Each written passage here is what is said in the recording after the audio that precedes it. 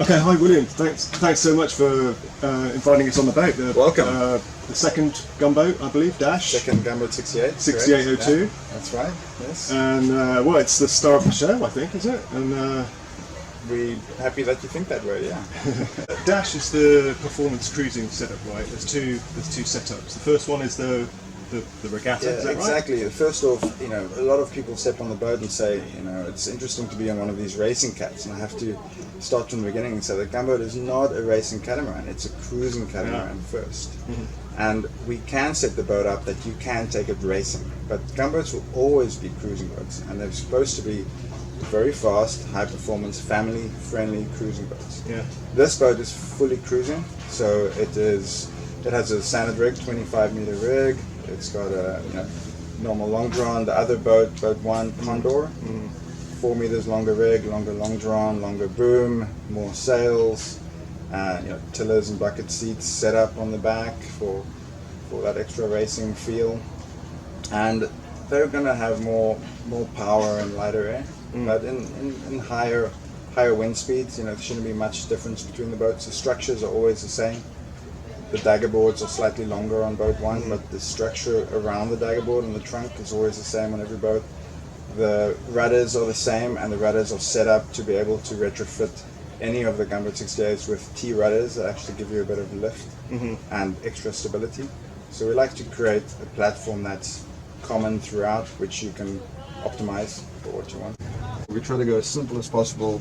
All the lines at the back of the rig, there aren't that many. 4 winches, you can lead any of these lines to any of the winches.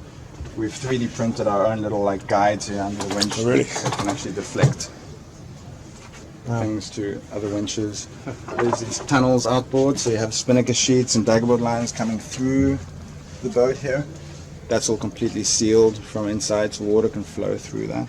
Your two main markets are people who want to race the boats and people who want the ultimate performance. People want to get to their destination as fast and as comfortably as possible. First, and after that, going to events is a lot of fun. Yeah. And even the people who race, they will only do a couple of events a year. 90% of the time, they'll be using the boat for going to exotic destinations, and specifically skinny water destinations. This is a 68-foot boat, but the minimum draft is 1.2 meters. So when you pull the dagger boards up, you pull the rudders up a little bit. We have a lifting rudder system, and that means you can go to the Bahamas, where most of our friends on this end with the monohulls, it's completely impossible for them to go there. So you've moved this mast back, haven't you? Exactly. And then it's sort of raked. Right, more rake. Yeah. Further back, the dagger boards are. That's to centralise again the weight. Yes, but VPLP, it's about balance and about their sail the main balance. sail. So you can see on Comanche how far back even on the monohull they've put that mast. So that's just their sail balance and performance, showing them that this balance is there, and I can tell you that it certainly feels better and the boat sails better as a result. So I trust them. And how long's the development time? I noticed that you've put a lot of effort into little details like the martingale stage, go through the cross beam and all, to get the shape of the head sail and all that. Before we started even building a mold, we spent over a year, I think it was a year and a half, just doing design work. We've chosen the best architects and interior designers in the business. VPLP do all the naval architecture.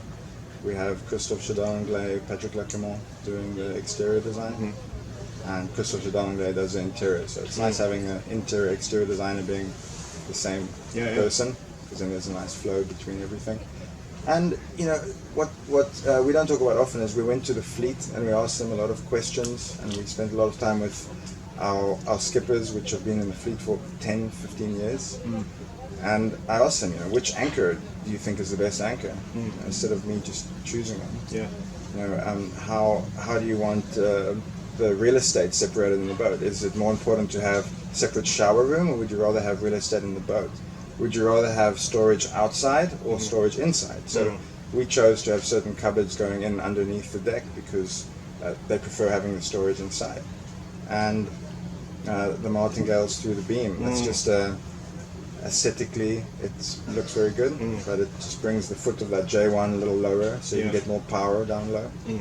Creates a little bit of an end plate effect, but sort of attention to detail. Okay, we'll take a look around the boat. But thanks very much for inviting us, and it's absolutely fabulous. Welcome.